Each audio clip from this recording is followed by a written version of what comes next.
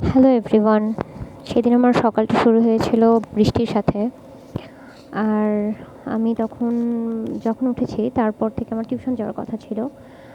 কিন্তু এত বৃষ্টি হচ্ছিল যে আমি খুবই কনফিউজ ছিলাম যে যাবো কি যাবো না।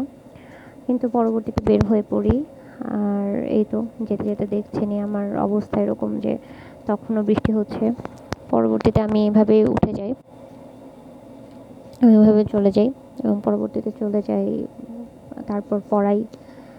এবং আমার স্টুডেন্ট তখন হচ্ছে একটি ফুলের চিত্র আঁকা ছিল।